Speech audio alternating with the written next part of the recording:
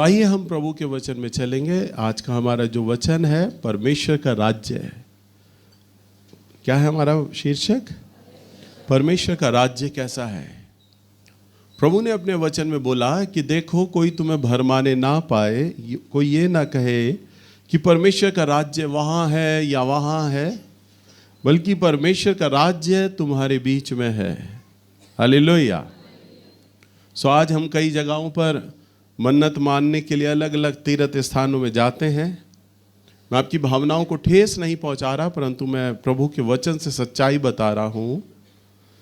आज हम कई जगहों को पवित्र मानते हैं, ना केवल हिंदुओं में बल्कि मुसलमानों में भी, सिखों में भी, ईसाइयों में भी, क्रिश्चियन लोग भी कई जगहों को पवित्र मानते हैं।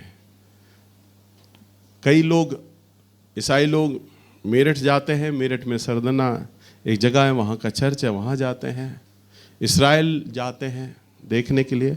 हाँ, वास्तविक में प्रभु यीशु मसीह वहाँ दफनाए गए, कब्र है प्रभु की, प्रभु यीशु मसीह का जन्म स्थान है और वहाँ पर प्रभु को क्रूस पर लटकाया गया। कई चीज़ें वहाँ पर दिखाई देती हैं और प्रभु के जीवित होने का, उसके आने का हर एक बातों का प्रमाण मिलता है इस्राएल के अंदर जब हम जाते हैं। परंतु इसका मतलब ये नहीं कि कोई अगर इस्राएल नहीं गया, कोई हिंदुस्तानी इस्राएल नहीं जा पाया पैसों की तंगी की वजह से या किसी और कमी की वजह से, तो परमेश्वर उसे ग्रहण नहीं करेगा। प्रभु ये नहीं बोलेगा कि तू मेरे निवास स्थान पर नहीं आया था जहाँ मैं पैदा हुआ, तू यहाँ नहीं आया था जहाँ मुझे क्रूस पर लटकाया गया था। हालेलुया। तो परमेश्वर को हम बांध कर नहीं रख सकते हैं। हाँ, अगर आपके पास पैसा है, मौका है, आप ज़रूर जाएं, देख कर आएँ, परंतु ये ज़रूरी नहीं होता कि हम वहाँ जाएंगे तो ही परमेश्वर हमारी प्रार्थना को सुनेगा। प्रभु ने कहा परमेश्वर का राज्य तुम्हारे बीच में है। हालेलुया। हम प्रभु के राज्य के बारे में सीख रहे हैं। निकालिए मत्ती की किताब 6 अध्याय और इसका 19 पद। अपने लिए पृथ्वी पर धन इकट्ठा ना करो, जहाँ कीड़ा और काई बिगाड़ते हैं और जहाँ चोर सेंध लगाते और चुराते हैं, परंतु अपने लिए स्वर्ग में धन इकट्ठा करो, जहाँ ना तो कीड़ा और ना काई बिगाड़ते हैं और जहाँ चोर ना सेंध लगाते और ना चुराते हैं। बस वचन में देखो कितनी सुंदर बात लिखी है। क्या लिखा है? अपने लिए पृथ्वी पर धन इकट्ठा ना करो, जहाँ कीड़ा और काई बिगाड़ते हैं और जहाँ चोर सेंध लगाते हैं और चुराते हैं। आप सभी लोग पृथ्वी पर धन इकट्ठा करते हैं। कोई भी जगह आज पैसे रखने की सुरक्षित रही नहीं।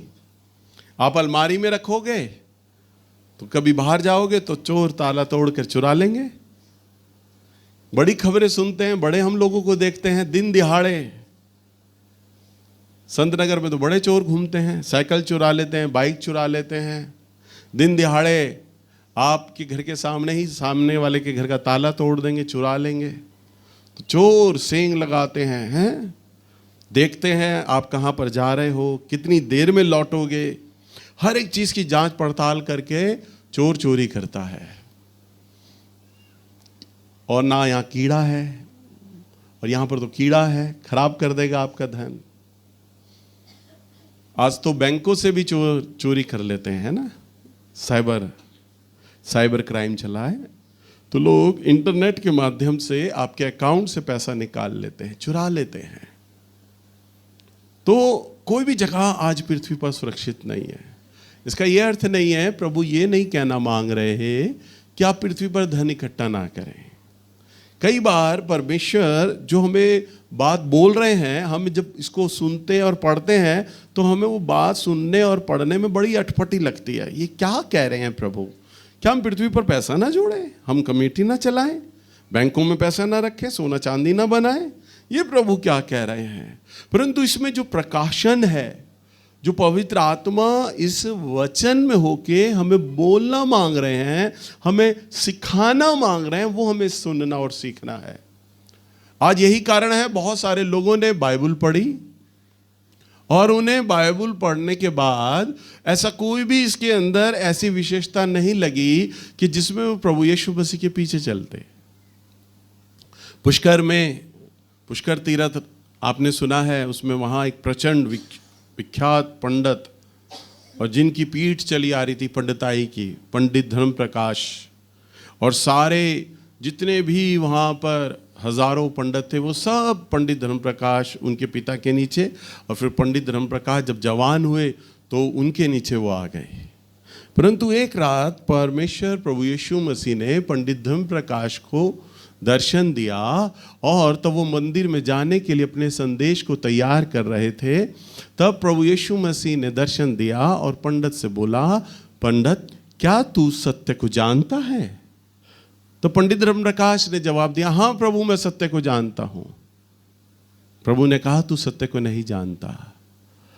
तब वो एक प्रकाश को देख रहे थे, और पंडित धर्म प्रकाश अपनी गवाही में बोलते हैं कि वो प्रकाश एक मनुष्य के रूप में बदल गया, और मेरे सामने प्रभु यीशु मसीह खड़े, और प्रभु यीशु मसीह ने वही कीलों का छिदा हुआ हाथ दिखाया और बोला, देख मैं मर गया था पर अब जी उठा हूं, सत्य मार्ग और जीवन मैं ही हूं। जो तू वेदों में से और पुराणों में से जो तू बताता है वो मेरे विषय में बताता है। फिर पंडित धर्म प्रकाश के बहुत सारे वचन हैं, यूट्यूब पे आप सर्च करिएगा, देखिएगा। वो कभी भी बाइबल नहीं उठाते थे, वेदों में से, पुराणों में से, ग्रंथों में से दोहे पढ़ पढ़कर, चौपाइयाँ पढ़ पढ़कर वहाँ पर प्रभु के बारे में बताते थे, सत्यता के बारे में बताते थे। दिल्ली में भी जब आए तो 7,000 ब्राह्मण उनकी सभा में आए, और वहाँ 7,000 ब्राह्मणों के आगे उन्होंने प्रभु यीशु मसीह के विषय में बताया, वेदों में से कि कहाँ पर प्रभु यीशु मसीह के विषय में लिखा है कि वो उद्धार करता है। तब 7,000 ब्राह्मणों ने कहा कि आज हमने सत्य को जाना है। हालेलुया। क्योंकि बड़ा पंडित, एक बड़ा प्रचंड पंडित बोल रहा है। तब वो इंदिरा गांधी के पास गए, तब वो इंदिरा गांधी के ज़माने में थे, और उन्होंने तब यूथ कांग्रेस में थे, वो राजस्थान की कांग्रेस आई कहलाती थी तब उन्होंने श्रीमती इंदिरा गांधी को अपना रेजिग्नेशन दिया कि मैं कांग्रेस को छोड़ रहा हूँ, राजनीति छोड़ रहा हूँ। इंदिरा गांधी ने उन्हें कहा कि पंडित क्यों तुम छोड़ रहे हो, तुम्हारा दिमाग खराब हो रहा है, राजनीति में तुम्हारा बहुत उज्जवल भविष्य है, तुम बहुत अच्छे नेता बनने वाले हो आने वाले दिनों में। वो कहता है कि मैडम मुझे प्रभु यीशु मसीह मिल गए हैं, और प्रभु का मैंने प्रचार करना है दुनिया में घूम घूम कर। तो श्रीमती इंदिरा गांधी कहती, मैंने तीन दफ़ा पूरी बाइबल को मैंने पढ़ लिया है। पंडित तुमने कितनी दफ़ा पढ़ा है? उन्होंने कहा मैंने तो अभी बाइबल पढ़ी भी नहीं, थोड़ी सी पढ़ी है मैंने। तो कहती मैंने तो 3 दफ़ा बाइबल पढ़ी, मुझे तो ऐसा इसमें कुछ नहीं दिखाई देता कि मैं राजनीति छोड़ दूं। पंडित धर्म प्रकाश कहते हैं कि मैडम मेरे पे तो थोड़ा सा मैंने लाइनें पढ़ी और प्रभु का अनुग्रह मुझ पर हो गया, आप पर तो मुझसे 3 गुना अनुग्रह हो जाना चाहिए था। और जब आपने प्रभु का वचन पढ़ा तो आपको भी राजनीति छोड़ देनी चाहिए थी। हालेलुया। और उन्होंने तो सिर्फ थोड़ा सा वचन पढ़ा परमेश्वर का, क्योंकि परमेश्वर का वचन अगर जब आप बुद्धि के द्वारा पढ़ते हैं तो इसमें आपको कुछ भी नहीं मिलेगा। परंतु जब आप प्रार्थना करके पवित्र आत्मा के संग बैठेंगे और कहेंगे, हे पवित्र आत्मा मुझे ये बातें सिखाइए, क्योंकि ये आपने कही हैं, ये आपके मन की बातें हैं। परमेश्वर ये तो आपके मन की बातें हैं, मैं कैसे समझूं, मैं कैसे जानूं, आप मुझे सिखाइए। तब पवित्र आत्मा इन वचनों में होकर आपको बताएंगे। हालेलुया। तो इसलिए जितने लोगों के हाथों में परमेश्वर का वचन है, इन्हें केवल एक किताब के समान, नावल के समान मत पढ़िएगा, प्रार्थना करके पढ़िएगा। मैं जब प्रभु का वचन पढ़ता हूँ प्रार्थना के संग पढ़ता हूँ। मैं जब यहाँ खड़ा होने आता हूँ तो प्रार्थना करके आता हूँ, प्रभु ये आपकी बातें हैं, ये आपका मन है और मुझे आपका मन परोसना है लोगों को।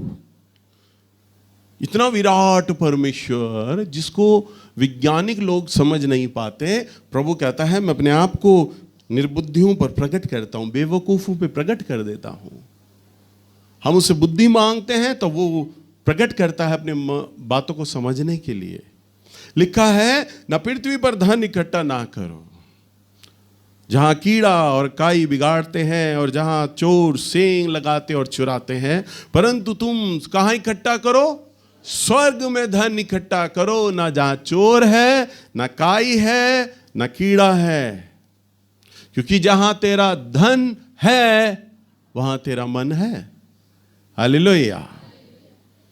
जहां आपका धन है, ये तो एक लॉजिक दिया है मेरे प्रभु ने पृथ्वी का।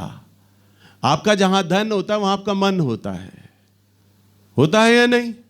अगर आज आप भेंट में डालने के लिए एक छोटे से बटुए में 20,000 रुपए लेके आए हैं तो बड़ा संभाल कर बैठेंगे, उसे इधर उधर नहीं रखेंगे, है ना?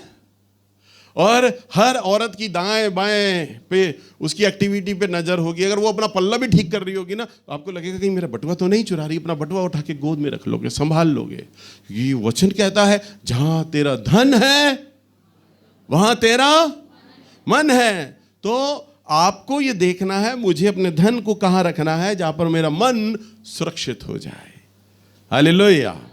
देखिए, पैसा इकट्ठा करना, प्रभु नहीं बोलते कि आप पृथ्वी पर धन इकट्ठा मत करो, परंतु एक गीत है, अभी आराधना में पता नहीं आज बच्चों ने गाया या नहीं गाया, एक गीत है, यीशु को मैं सब कुछ देता, सब कुछ देता, सब कुछ देता उसको मैं 100% देता।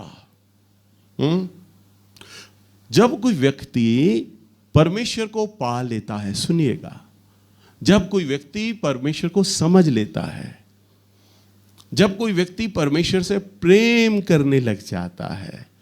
आपने कभी किसी से प्रेम किया है? बताओ भाई। ये प्रेम वर्ड ही ऐसा कंफ्यूजन डाल देता है। मां अपने बेटे को प्यार नहीं करती क्या? या आई लव यू वाले प्यार में चले जाते हैं सब? हिंदुस्तानी लोग हैं ना, वहीं भागते हैं सीधा।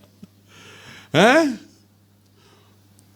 आप प्रेम करते हो या नहीं? सबसे नफरत करते हो? मां बाप अपने बच्चों से प्यार करते हैं या नहीं करते? बोलो। करते हैं। यस। तो जब आप अपने बच्चों से प्यार करेंगे तो आप उनके ऊपर सब कुछ लुटाने की करेंगे। आप दूसरे बच्चों पे क्यों नहीं लुटाएंगे? पड़ोसियों के बच्चों पे लुटाओ, दूसरे बच्चों पे लुटाओ पैसा। आप अपने बच्चों पे क्यों लुटाते हो? आपके बच्चे जो भी आपके आगे डिमांड रख दें, आपकी हैसियत में है या नहीं है, आप अरेंज करते हो पैसों का और अपने बच्चे की इच्छा को पूरा करना चाहते हो। क्यों? क्योंकि आप उससे बहुत प्रेम करते हो, है ना? एक दोस्त से इतना प्यार करता है, एक सहेली अपनी सहेली से इतना प्यार करती है, पहली बार कमला नगर में जाएगी, नया सूट लाएगी 3-4 हजार का, और दूसरी सहेली ने देख लिया, अरे ये प्रिंट तो बड़ा अच्छा, मेरा पहनने का मन था, अरे तू पहन लेना। तो वो कहेगी नहीं, तू लाई है ना अपने लिए तो तू पहन। तो जो लाई है वो ये कहेगी नहीं, तूने पहना, मैंने पहना, बात तो एक ही, अभी तू पहन ले, बाद में मैं पहन लूंगी, अभी मैंने कहीं पे कोई जाना है, अभी तू पहन ले। प्यार है भाई।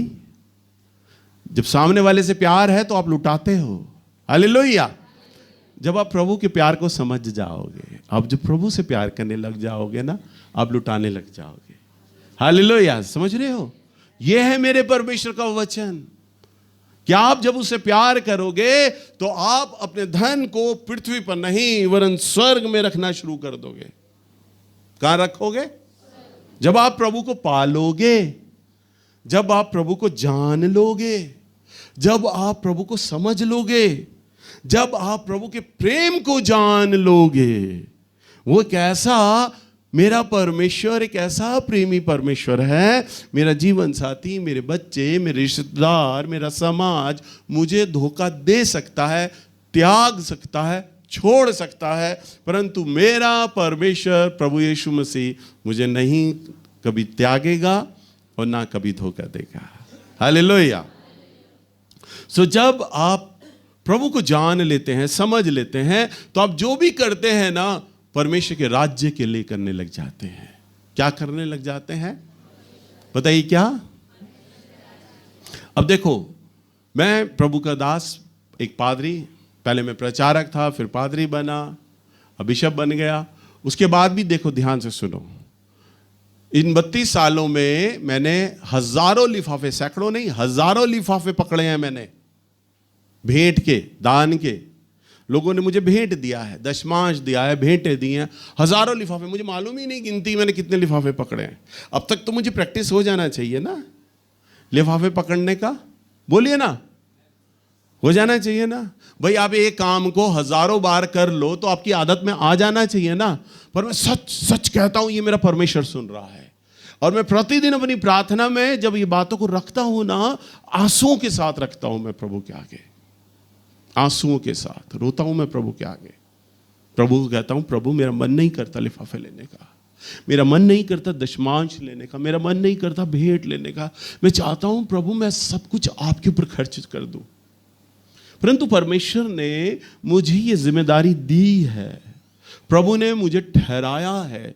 पौलुस अपने वचन में कहता है, तुम ऐसा कौन सा किसान है जो दाख की बारी लगाए और उसके अंगूरों का रस न ले? तुम में से ऐसा कौन सा किसान है जो भेड़ों पाले परंतु उसका दूध न ले? तो जब मैं तुम्हारे बीच में सेवा करता हूं तो ये भार नहीं है बल्कि ये मेरा हक है, फिर भी मैं अपना ये बोझ तुम पर नहीं डालता।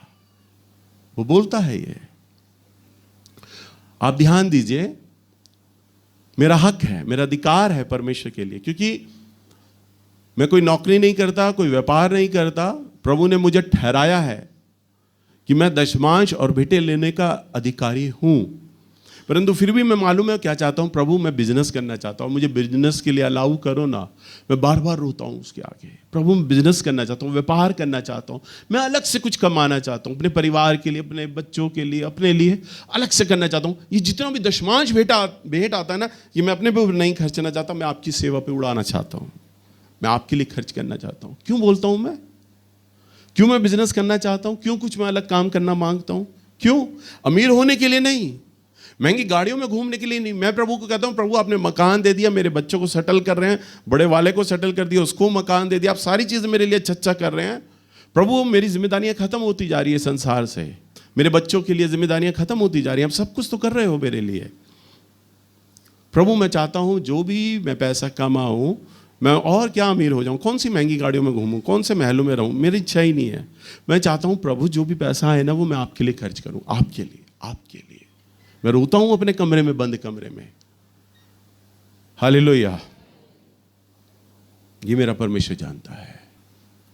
इसका मतलब क्या है, मैं जो सोच रहा हूं, जो करना मांगता हूं, मैं उसके राज्य के लिए करना मांगता हूं, उसके लिए करना मांगता हूं।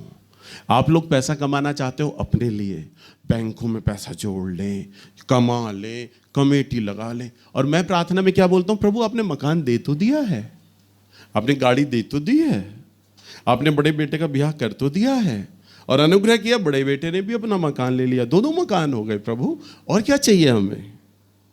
1000 गज का फॉर्म मांगे क्या, 2000 गज का मांगे? ऐसे तो इच्छाओं का अंत ही नहीं होगा इस संसार में कभी, बहुत है रहने के लिए, खाने के लिए। अब प्रभु आपकी बारी है, मैं आपके लिए करना चाहता हूं, मैं आपके ऊपर पैसा उड़ाना चाहता हूं, क्योंकि मैं अपने परमेश्वर से इसलिए प्यार करता हूं क्योंकि उसने मुझे सब कुछ दिया है। हालेलुया।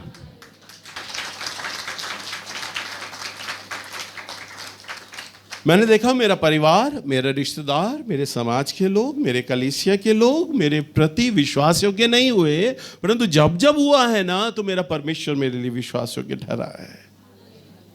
हालेलुया।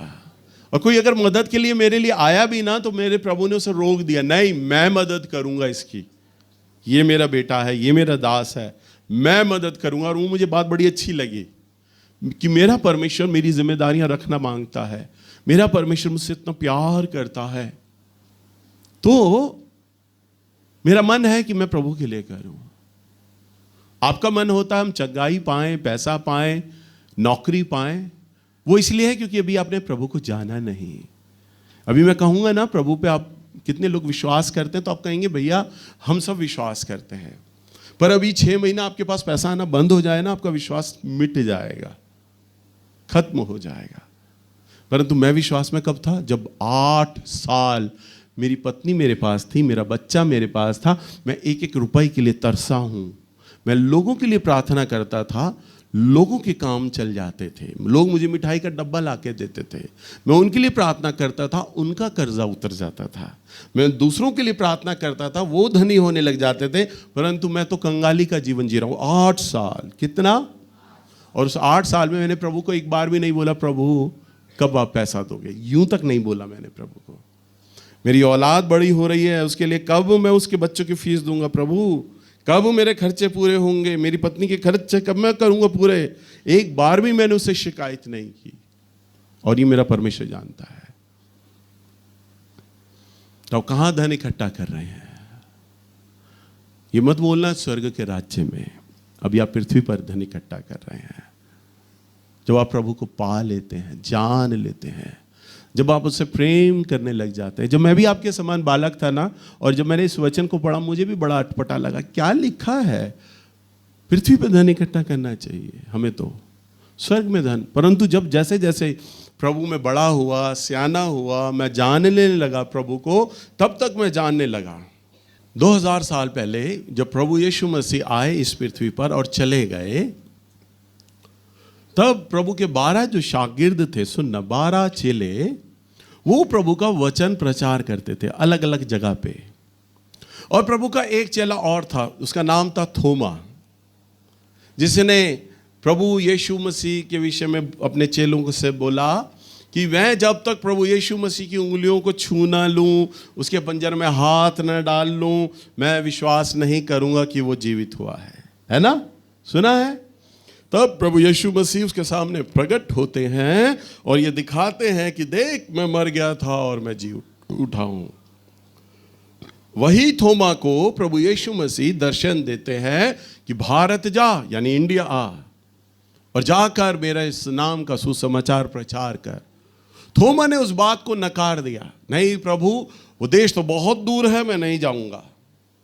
वो इस्राएल में प्रचार कर दिया। थोड़े दिन बाद फिर प्रभु स्वप्न में आए और फिर प्रभु यीशु मसीह ने बोला थोमा को, जा, भारत जा और मेरे नाम का प्रचार कर। वो नहीं गया, फिर बैठा रहा इस्राएल में, और इस्राएल में प्रचार करता रहा।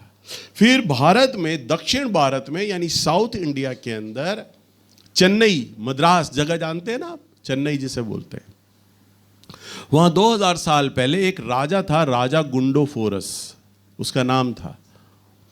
उस राजा के मन में, राजा गुंडोफोरस के मन में परमेश्वर ने डाला, क्योंकि वो अपना एक बड़ा सुंदर महल एक अलग बनाना चाहता था। और उसने सुना कि भारतीयों से भी ज्यादा अच्छा जो अगर कलाकार है ना, तो वो यहूदी लोग हैं। अगर यहूदी लोग तेरे महल को बनाए तो बड़ा सुंदर महल बनेगा। तो उसने मनसा बनाई कि मैं अपने लिए जो महल बनाऊंगा ना, उसमें भारतीय लोगों को नहीं लूंगा, मैं यहूदी लोगों को लूंगा। और यहूदी लोग कहाँ रहते हैं? इस्राएल।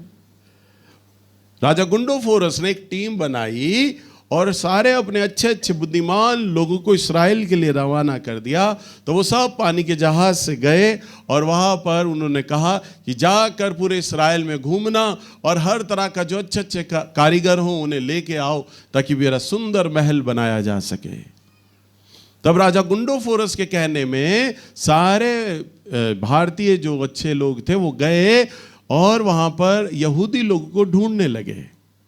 तब जब वो तलाश कर रहे थे तो अचानक उन्हें थोमा भी मिला, और थोमा को उन्होंने कहा कि देखो, हमारे राजा ने, राजा गुंडोफोरस ने हमें यहूदियों को ढूंढने के लिए भेजा है, जिसमें अच्छे शिल्पकार हों, अच्छे बनाने वाले हों, अच्छे बढ़ई का काम करने वाले हों, अच्छे राजमिस्त्री हों, ऐसे कारीगरों को हमें ढूंढने के लिए भेजा है।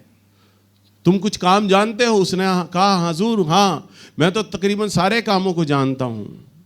उसको याद आया कि प्रभु यीशु मसीह ने मुझे भारत के लिए बोला है कि भारत जा, और ये भारतीय लोग हैं। अब उसका मन हुआ, चलो अब एक टीम आ गई है, ये लोग आ गए हैं, अब मैं इनके साथ भारत चला जाता हूँ। ना पहले अकेला जाना पड़ता, जंगल की यात्रा करनी पड़ती, पता नहीं कितना मीलों चलना पड़ता, अब तो ये लोग आ गए हैं, अब इनके साथ हो लेता हूँ, भारत चला जाता हूँ, भारत में प्रभु का प्रचार करूँगा। और वो राजा गुंडोफोरस की टीम के साथ भारत के लिए रवाना हो जाता है। राजा सारे कारीगरों का इंटरव्यू लेता, हाँ भाई तुम क्या करते हो? वो कहता है, हजूर मैं शीशे बनाता हूँ। अच्छा तुम क्या करते हो? हजूर मैं लकड़ी का काम जानता हूँ। अच्छा तुम क्या करते हो? हजूर मैं कारीगर हूँ, मूर्तिकार हूँ। अच्छा, सब लोगों से इंटरव्यू ले रहा था राजा। इससे भी पूछा, हाँ भाई तुम क्या करते हो? उसने कहा, जी जब मैं इस्राएल में था तो जब मकान बनाए जाते थे, बड़ी बड़ी बिल्डिंग बनाई जाती थी, उसकी ठेकेदारी मैं लेता हूँ, सारे काम संभालता हूँ मैं। राजा गुंडोफोरस को कोई काम तो आता नहीं था, कोई काम तो आता नहीं था, उसे तो प्रचार करना आता था। उसने झूठ बोल दिया राजा के आगे क्योंकि उनकी टीम के साथ आया था। राजा के सामने प्रस्तुत हो गया तो राजा ने थोमा ने सोचा अच्छा सुपरविजन का काम लेना है, सबसे काम ही तो लेना होगा, चल भी तू ये कर, चल भी तू ये कर, यही तो करना होगा, मुझे तो कुछ नहीं करना होगा। तो राजा ने कहा हाँ एक सुपरवाइजर तो उनके बीच में होना चाहिए। तो उन्होंने कहा कि ठीक है मैं तुम्हें सुपरवाइजर बना देता हूँ। राजा उसको अपनी ज़मीन दिखाने ले गया, देखो यहाँ पर मैं चाहता हूँ इतना बड़ा महल, इतना सुंदर महल, और ये एक महल ऐसा सुंदर महल बनाना है तुमको। कहता है ठीक है। और वो कहता है मैं तुम्हें बहुत सारा पैसा दे देता हूं और जितना पैसा भी तुम्हें चाहिए मेरे खजांची से मांग लिया करना, और पर महल का काम रुकना नहीं चाहिए। वो कहता है ठीक है महाशय, महल का काम नहीं रुकेगा। अब प्रचारक आदमी था, कारीगर लोग सारे बैठे, उसे सारा पैसा राजा ने दे दिया। अब उसने क्या किया, चेन्नई के गांव गांव शहर शहर घूम के प्रभु का प्रचार करना शुरू कर दिया। सुपरविजन तो भूल गया वो, कि प्रचारक आदमी है वो तो प्रचार करने लग गया।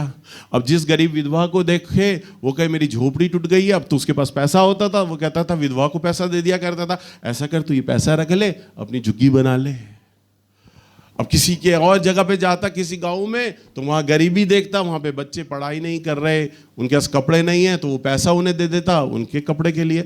यानी राजा का जो पैसा था ना, वो प्रचार करते समय जिन दीन दुखी गरीब लोगों को वो देखता उनमें वो पैसा खर्च करता रहता। पैसा जब खत्म हो जाता खजांची के पास जाता, फिर पैसा ले लेता, फिर पैसा लेके फिर बनाने लगता।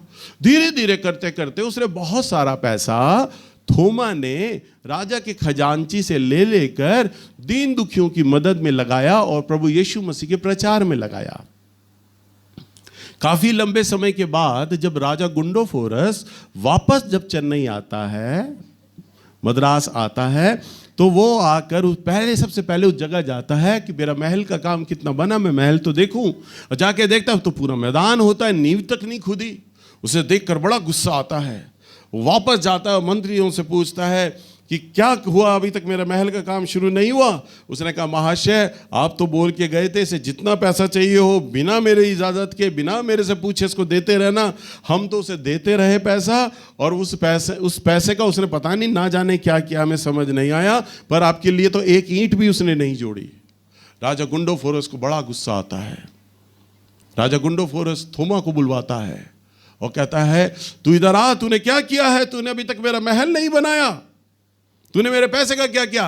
कहता हजूर मैं उस गांव में जाता था प्रचार करने, प्रभु के बारे में बताने, तो मैं दीन दुखियों को देखता था, मैं उसमें वो पैसा खर्च कर दिया करता था, मैंने अपने ऊपर नहीं लिया। पर राजा गुंडोफोरस को तो गुस्सा चढ़ा हुआ था, मेरा महल का काम तूने शुरू नहीं किया और मेरा इतना पैसा तूने बाहर लुटा दिया। राजा गुंडोफोरस बिना सुने समझे उसे जेल भेज देता। कहते ऐसे जेल भेज दो, फलाने दिन में ऐसे फांसी पे चढ़ाऊंगा। तब अचानक चेन्नई में युद्ध छिड़ जाता है और राजा गुंडोफोरस अपने छोटे वाले भाई को युद्ध के लिए भेजता है, जाओ तुम युद्ध संभालो, युद्ध लड़ो जाके। और युद्ध करते समय राजा गुंडोफोरस का जो छोटा भाई होता है वो मर जाता है, छोटा भाई मर जाता है। और एक दिन राजा गुंडोफोरस का भाई सपने में उसको दिखाई देता है, उसका छोटा भाई, और कहता है भाई तूने जो थोमा को जेल में रखा है ना उसे छुड़ा ले, बल्कि तुझे तो उसके पैर धोने चाहिए, उसका आदर सत्कार करना चाहिए, उसे छोड़ दे। वो कहता है क्यों, सपने में उससे बोलता अपने भाई को क्यों। वो कहता है देख जब मैं मर गया तो मरने के बाद मुझे स्वर्ग भेजाया गया। प्रभु यीशु मसीह ने बोला तेरा जीवन ऐसा नहीं है कि तू स्वर्ग की सीढ़ियों पे आ सकता, तू तो नर्क का भागीदारी है, फिर भी मैं तुझे दिखाने लाया हूं। तेरे भाई गुंडोफोरस ने जो मैदान में एक सुंदर महल बनाने के लिए बोला था मेरे दास थोमा को, उस थोमा ने सारा पैसा लिया और मालूम है क्या किया, उसने सब दीन दुखियों में पैसा खर्च किया। परंतु तेरा भाई गुंडोफोरस ये सोचता है कि जो एक महल जो पृथ्वी पे मैंने नहीं खड़ा कर पाया वो कैसे बनेगा, आ मैं तुझे एक महल दिखाता हूं। फिर प्रभु यीशु मसीह से स्वर्ग में ले जाते हैं और एक बड़ा आलीशान सुंदर महल दिखाते हैं और कहते हैं ये तेरे भाई गुंडोफोरस का महल है, ये देख कितना भव्य और सुंदर। वो देख के चकरा जाता है। वो कहता है कि प्रभु मैं इस महल को घूम सकता हूं। वो कहता है वैसे तूने ऐसा कोई काम नहीं किया कि तू इसकी अनुमति पाए, परंतु मेरे दास ने इस महल को बनाया है, तो मैं तुझे सिर्फ एक कमरे घूमने की इजाजत देता हूं, तू सिर्फ एक कमरे को घूम सकता है। राजा गुंडोफोरस का छोटा भाई उसको स्वप्न में बोलता है, भाई थोमा को रिहा कर दे, तेरे उस बनाए हुए महल को जो तू पृथ्वी पे सोचता था वो स्वर्ग में है, और मैंने उसे अपनी आंखों से देखा है। और कहता है मैं तो उसके कमरे में भी रहा हूं, बहुत सुंदर महल है, तेरी कल्पना से भी परे वो महल बनाया गया है। हालेलुया। इसलिए तू उसे जाने दे। हालेलुया। प्रभु ने अपने वचन में क्या कहा? पृथ्वी पे धन इकट्ठा मत करो। कहां इकट्ठा करो? स्वर्ग में। और उसने पृथ्वी पर महल का पैसा सारा खर्च कर दिया, परंतु हमारा प्रभु कभी भी आपकी चीजों को वेस्ट नहीं करता, उसका लेखा रखता है, उसका लेखा रखता है। ये आत्मिक बातें हैं, स्वर्गीय बातें हैं। शायद आपको विश्वास ना हो, परंतु ये सत्य हैं, सच्चाई है ये बातें। आप इसे बहुत कम लोग विश्वास कर पाएंगे। प्रभु यीशु मसीह ने कहा, जब मैं तुम्हें पृथ्वी की बातें बोलता हूं तो तुम विश्वास नहीं करते, जब मैं स्वर्ग की बातें तुम्हें सुनाऊं तो तुम क्यों कर विश्वास करोगे? ये तो विश्वास की जाने वाली बातें हैं। तो प्रभु ने स्वर्ग में उसके महल को रखा हुआ है। हालेलुया। एक रात मेरा बेटा शानू, बड़ा वाला बेटा, हम पुराने घर में थे, अपने पुराने पलंग पर सो रहा, और उसने गवाही दी। सुबह नाश्ते के वक्त मुझे बोलता, पापा ये जिब्राइल कौन है? यूं बोला। उसने बाइबल तो पढ़ी नहीं आज तक। मुंह से सवाल करता, पापा ये जिब्राइल कौन है? मैंने नाश्ता करते वक्त बोला, मैंने कहा एक स्वर्गदूत है, एक महान स्वर्गदूत है। क्यों, क्या हुआ? कहता, पापा सुबह 5:30 बजे मैं सो रहा और अचानक मेरे कमरे में एक तेज प्रकाश हुआ। कह रहे मैंने वो स्वर्गदूत देखा जो मेरे साथ रहते हैं, वो स्वर्गदूत नहीं थे। मैंने एक ऐसे स्वर्गदूत को देखा जो मेरी छत से भी ऊपर था, बहुत लंबा चौड़ा। कह रहा वो लंबा चौड़ा स्वर्ग था, और मेरे स्वर्गदूत भी वहां खड़े थे, पर वो छोटे, पर मैं देख रहा हूं छत के आर पार उसका कंधा और सर जा रहा है। कह रहा उसने मुझे यूं गोद में उठाया। कह रहा और मैं उसके हाथों में हूं, और मैं अपने आप को भी पलंग पर देख रहा हूं कि मैं पलंग पर लेटा हूं। कह रहा उसने फिर मुझे अग्नि में रथ पे बैठाया और पलक झपकते ही मुझे स्वर्ग के दरवाजे पे ले गया। कह रहा जब मैं स्वर्ग के दरवाजे पे पहुंचा तो प्रभु यीशु मसीह वहां खड़े हुए। कह रहे मैंने प्रभु यीशु मसीह से सवाल किया, प्रभु यीशु ये वो दूत नहीं है जो मेरे दूत मुझे लेकर आते हैं हमेशा, ये कौन सा वो दूत है जो मुझे लेकर आए हैं? मेरा बेटा बोलता, पापा मैंने देखा प्रभु यीशु मसीह के पास है ना, सैकड़ों दूत आ गए थे, सैकड़ों दूत एक सेना के रूप में थे, और वो स्वर्गदूत भी मेरे सामने खड़ा था जो लंबा चौड़ा था। कह रहा प्रभु यीशु मसीह ने जैसे ही बोला ना, ये जिब्राइल है। कह रहे प्रभु के कहने से पूरा स्वर्ग गूंज गया, जिब्राइल जिब्राइल। कह रहे और सारे स्वर्गदूतों ने जिब्राइल को दंडवत किया और अपने पंखों से छुपा लिया सर। और ये सुनकर मैं रो पड़ा।